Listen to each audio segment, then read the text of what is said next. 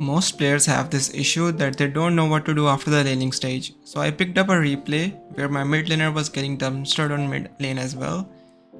I mean, look at his net worth. He is 1000 net worth behind already in 5 minutes.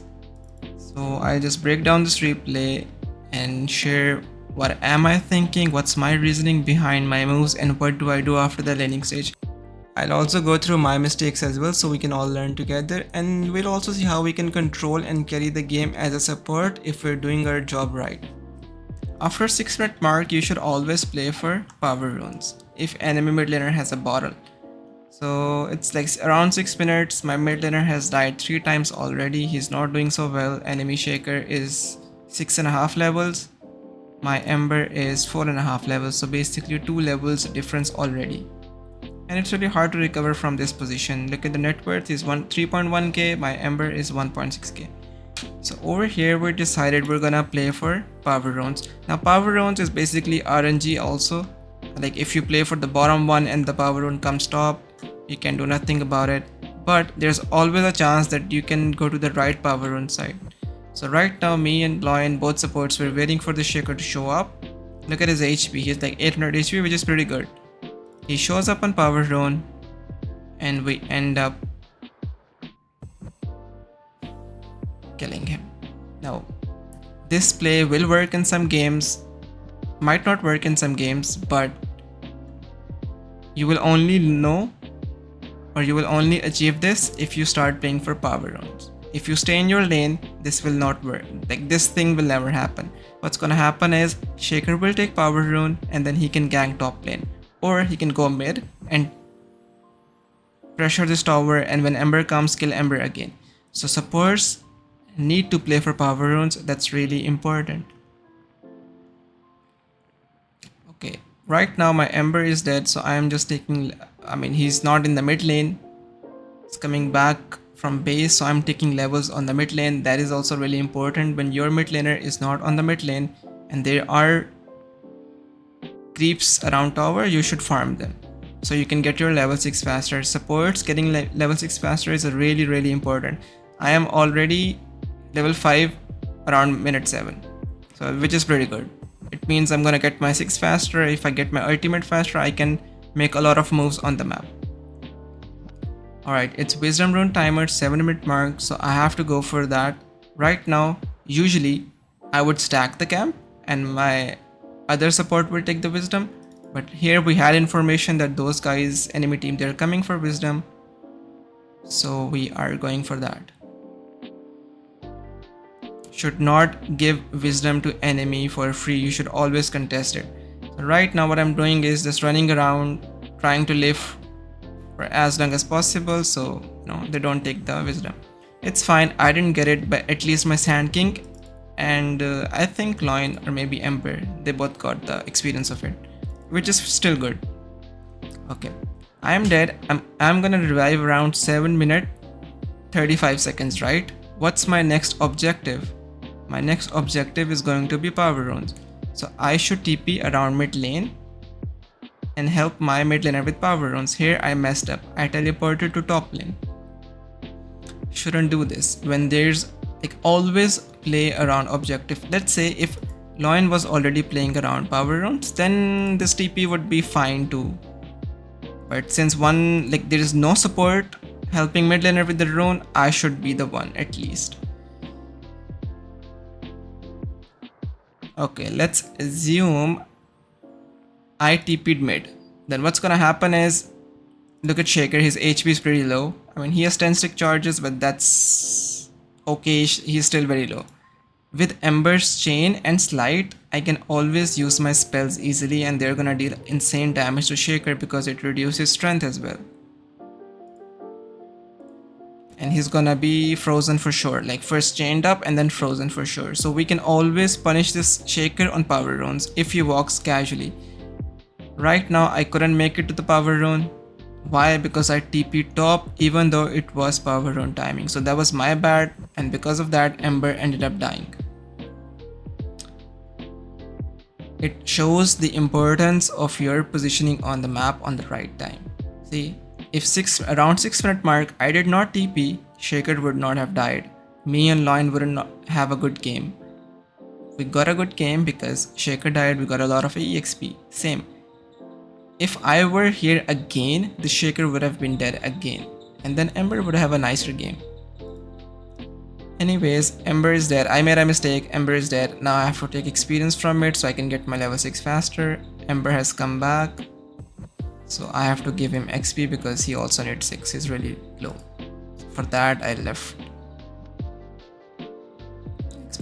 Okay, right now it's around 9 minutes. There's going to be no objective around 9 minutes. So what I can do is I can stack triangle for my team. Why should I stack triangle? Because Sand King can farm ancient camps with second spell, and maybe Ember, if he wants to farm this, it's up to him. Otherwise Sand King can farm both of these camps together.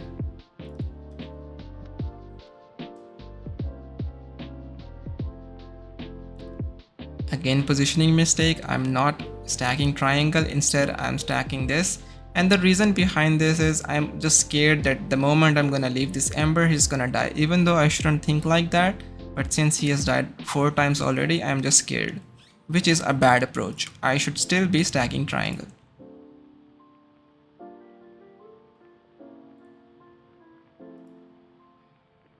Okay, I saw Silencer running into my triangle with Observer and Sentry. And then I see him coming back with Observer and Sentry, which means he did not place any ward over here. This little information is really important. So you should always check at least enemy support's inventory. Like in this case, I have to check Morta and Silencer. So when I check Silencer inventory, I can see this guy has a smoke, which means enemy can make a smoke play. And how many wards do they have, where are they moving on the map? It's gonna help me with dewarding and understanding what enemy is thinking, which areas they're planning to play next. Similarly, I should also look at Core's item as well, then I can get the idea, oh, which item is this guy making? Like this Shaker, if he has treads, obviously he's going for Blink, right? Same for Magnus. He's a carry Magnus, so he has Morbid Mask. Otherwise, usually Magnus players make Blink, right? So you just get the idea that this guy with this Blink Dagger is going to make a move on the map. So we have to counter that or dodge that. You can achieve that by randomly checking inventory of enemy heroes. Okay, in this game, I gotta understand which heroes do I need to play with. So if I play with PL, I can't really do much. Our spells don't really sync together. If I play with Sand King, yes, I can do a lot because Sand King's Sandstorm is a magical damage and my W is gonna increase that damage. So if I play with Sand King, it's gonna be nice. His stun is also gonna help me with Cold Feet setup. If I play with Ember, with his Chain and Slide, I can also set up my spells. I can play with Ember as well. And Lion, I can play with Lion as well because he also has an insane magical damage and stun setup. So these are the 3 heroes that I should play around. Right now I'm planning to play around my Lion, and the reason is Lion is gonna deal more damage at this stage of the game compared to Ember because of this magical damage thing. We're waiting for Sand King's Blink, so Sand King is farming for his Blink. Okay, it's 10 minutes. We did not find anything in bottom. I'm just trying to get my level 6. I got my 6 from bottom. Now I have to TP and I'm playing for Power Rune. Now, if Power Rune was top, Shaker would have come to take it for sure, and Ember would have chained him up, and with my spells, Shaker would be dead. Lucky for him, it did not spawn on top side. And there's still insane net worth difference between Shaker and Ember. So we have to make sure we do moves on the map so my Ember can recover and Shaker's game slows down. Okay, we smoked up. Keeping smoke with yourself after like 6 or 7 minutes at least, it's really important. With smoke, you can always help your mid laner rotate on the map. So right now we're smoking to top because we saw those guys going top. We know they're going to make a play on top lane. Unlucky for us, we're a bit late. They made a move before we could even reach. But no problem, we're still moving, we can get return kills. playing with Ember because his chain is gonna set up for my spells.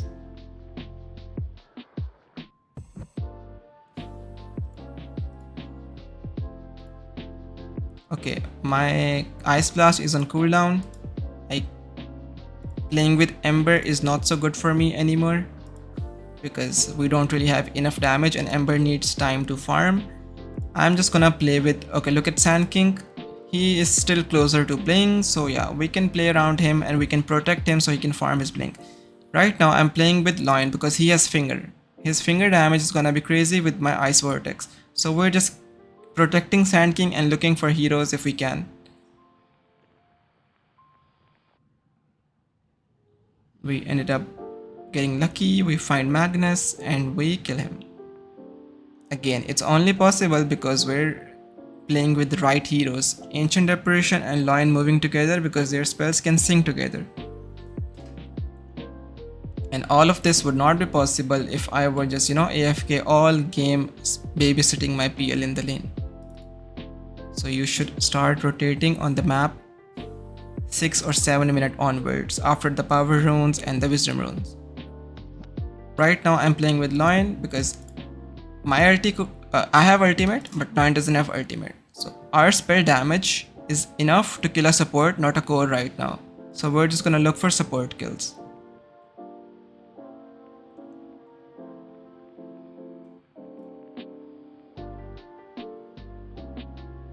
SK has Blink, we can play with him anytime in this game. We also have to think about what enemy is gonna do. So we know he used Echo on top, his Echo is on cooldown, it's gonna be up soon, so we need to be careful about that as well. They also have Global Silence which is on cooldown, so whenever they will have their big spells available, we'll have to be careful. No idea what this Phoenix is doing in low HP here, but he ends up dying. Okay, now Finger cooldown, Ice Blast cooldown. In this moment, if I want, I can stack some camps for my team.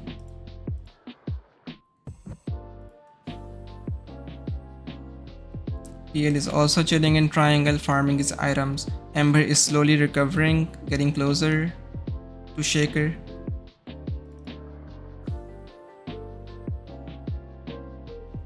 I have my smoke available. At this point, we should just play with Sand King because he's our big guy. He deals crazy damage with my spells and his spell.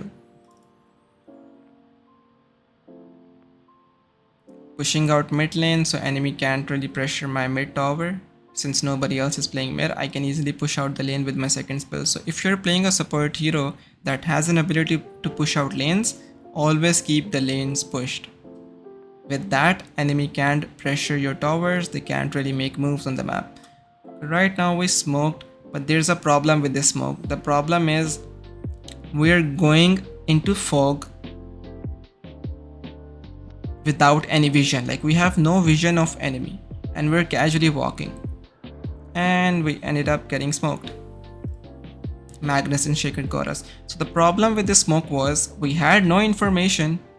We had information that Magnus is farming somewhere over here, but we had no vision. So when there's no vision, we can't really smoke and run into them like this. That too in the daytime when everybody has insane vision. The right play would have been to smoke and wait behind tower, let Sand King go front and farm the wave, and if they jump on Sand King, that is when me and Lion were gonna get out of trees and use our spells. If me and Lion we run front like this with smoke, you have seen what happens. These are the problems that we can face. So with this we realized, okay guys, supports should not go front in smoke. After respawn, we can make the same play on bottom lane because now we have information that there is no global silence and echo slam. So we can take fights. We wanna force a fight right now because we're really strong with Sand King Dagger, his damage. Me, I'm also ready to fight with my spells. This guy also has spells available, so we're ready to fight. At this time, we're just keeping Sand King front and not making the same mistake as going front on support.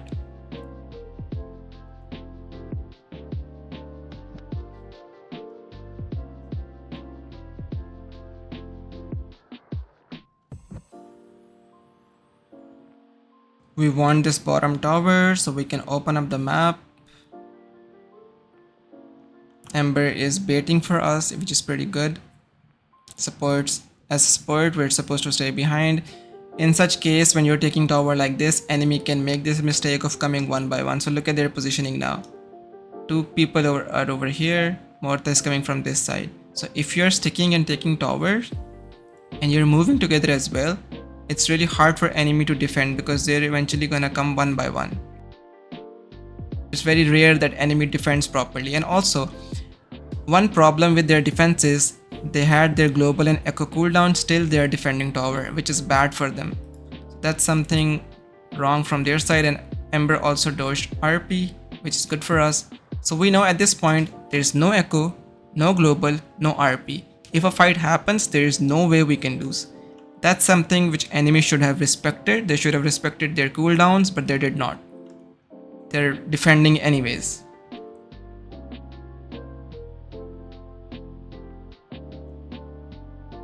Also, since I am a hero that can cancel Blink Dagger with second spell, right? I need to always make sure to give vision of Shaker and Magnus in fights if possible with my second. So this Sand King is low HP and I know Shaker is somewhere over here. So the only place Shaker can come from is this side. So I casually check this side and Shaker was already there.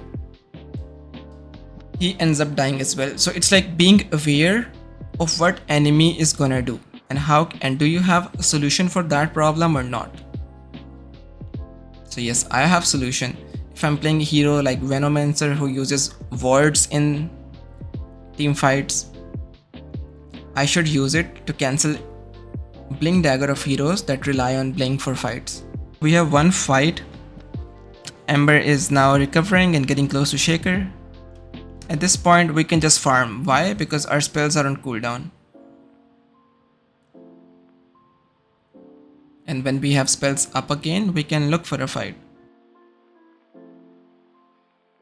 Usually I like to go for a Road of Atos and Ancient Reparation, but in this game I went for 4 staff.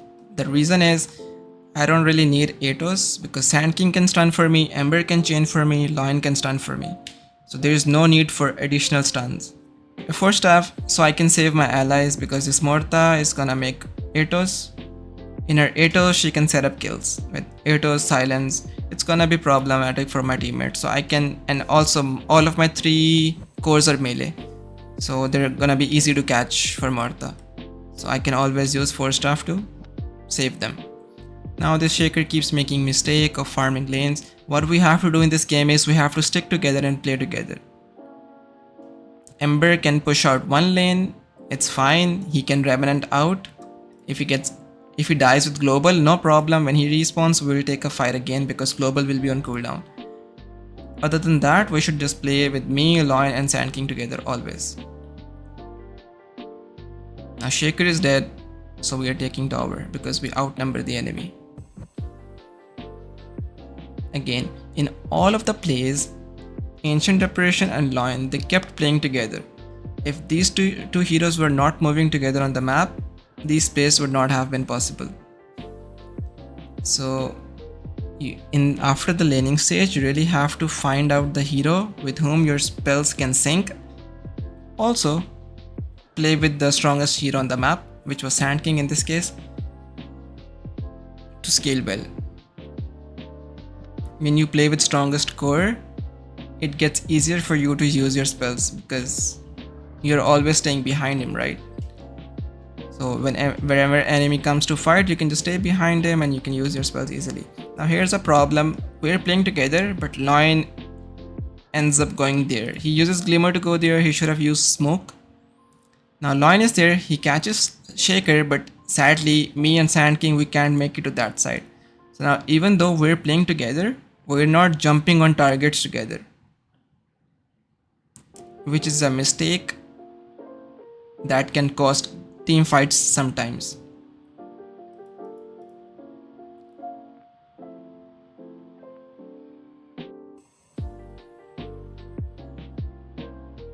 Luckily we survived. There was no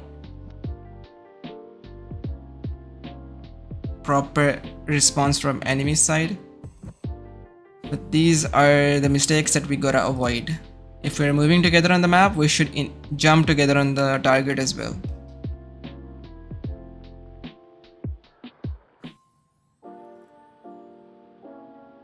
And finally, Ember has more net worth than Earthshaker.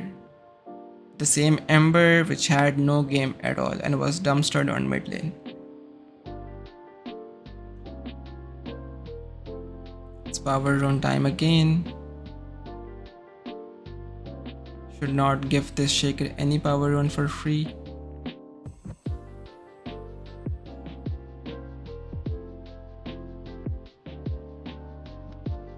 So my job in this game is to basically stay behind my Sand King,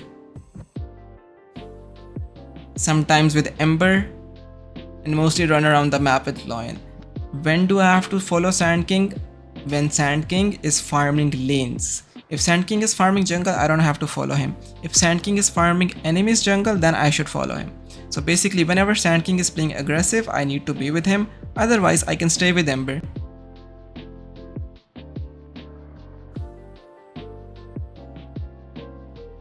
Now basically we just run down the map. Enemies coming one by one. We have a really decent draft as well. But then it all started from me and Lion moving together on the map.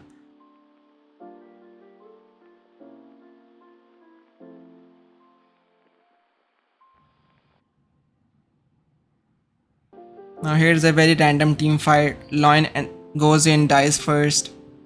And then Ember goes in and dies alone. So see, the problem is, even in team fights, you have to jump together. What's the main problem? Problem is Ember is not starting fight, Sand King is not starting fight.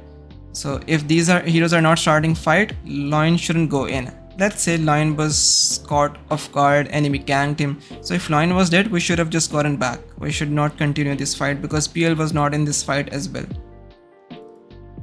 So whenever you take fight, you need to keep your cores on front. And if you're outnumbered, you can always disengage. You don't have to take every single fight. To summarize this, you need to play around key objectives and timings. That means blocking camps when needed, contesting 3-minute Lotus pool and showing up for power run from 6-minute onwards. Don't forget about 7-minute wisdom runes as well. These small things make a big difference in how much impact you can have.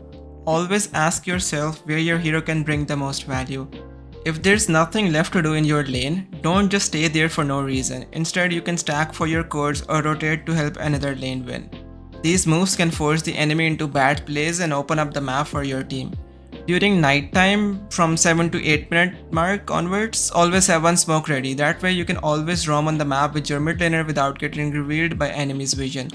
Also, think carefully about which hero is the biggest threat in the game and look for the ways to shut them down. All of this comes down to being proactive and thinking ahead. Sometimes you'll make the wrong call and sometimes you'll have the right idea but mess up the execution. That's part of learning. What matters is that you review your replays, understand what went wrong and keep improving. The more you think actively and make plans for different stages of the game, from the first bounty run to mid-game rotations and teamfights, the more control you will feel over the game. If you already have a clear idea of how you want to position yourself or use your spells, everything else becomes really easy. In this game, I had two choices. I could have gone AFK, flamed my Ember for losing mid, and given up. Or I could ignore whatever mistakes he was making and focus entirely on what I could do to win. No matter how bad the situation looks, if I stay focused on my own gameplay, I'll find ways to win. But the moment I'll start thinking about how bad my teammates are, how they're not doing their job, the game is gonna be over. I won't learn how to win from a losing position. And I'll just keep giving up, game after game. That's how players end up with a win rate of 50% or below. It's really important to understand this. If a teammate feeds 10 or even 20 times and your reaction is to go AFK and start telling him that he sucks and he should quit the game, you're not only throwing the game, you're also setting yourself up to be tilted in the next game as well. That attitude creates a pattern of giving up early, which kills your chances of improving. Instead, you should train yourself to keep looking for solutions even when you're behind. You can start winning more often the moment you focus completely on your own gameplay, not on how bad someone else is playing. When you start noticing your own mistakes and correcting them, you improve too quickly. Eventually, you will start winning most of your games because while everyone else was busy flaming each other, you are the one learning and growing, and that's what will make you different from everybody else in your bracket. about leaving the lane as a support. So I play a lot of carry. So we can just like use Ursa for an example, because I'm thinking like at 6 minutes, like on Ursa, I don't usually have my cornucopia yet, which gives me a little bit of sustain on the lane. And in this lane, I noticed that like it looked like it was just the PL versus the Phoenix solo when you left. Like, I know like everything is kind of like depends on the specific matchup, but like 6 minutes, what if both the offlaner and the P4 are still there? Like, wouldn't that put your, like, would you leave your carry against two heroes? Yeah, basically if my carry can't lane alone, I will go for power run first of all, and then I will come back to the lane. I will support him a bit, and then 7-minute mark, I will try to sneak in for wisdom rune, enemy's wisdom. I'll use my scan and see if I can steal it or not. Okay, I can stay around him for a while, and then I will see how is enemy offlaner playing the game. For example, if enemy's offlaner is playing closer to my tower a lot, what I'm gonna do is I'm gonna communicate with my position 4 or my mid laner to come to the safe lane and kill that guy. Yeah. It really depends from matchup to matchup. Like if the offlaner is playing closer to my tower, I can actually gank him by bringing heroes. I can go for 8-minute power rune. Okay, 7-minute I try to steal wisdom. I didn't get it, it's fine. I stayed in lane with my carry, no problem. Around 8-minute when I go for power rune, I will need to have a smoke. After securing power rune, I will smoke my mid laner and bring him to safe lane. Okay. So it depends. So if you're a carry player, you should communicate this with your support that you need his help for this much time. Or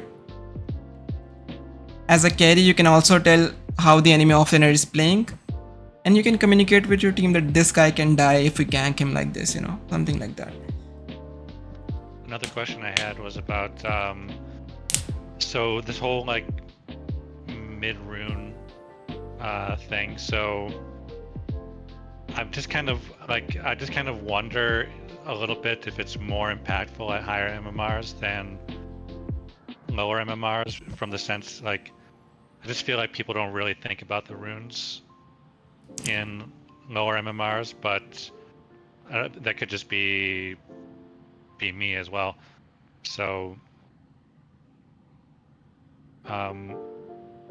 like I feel like do you think it's more of like a conscious thing in higher MMR for people to like battle it out and do things at the rune times, and therefore it's kind of more impactful?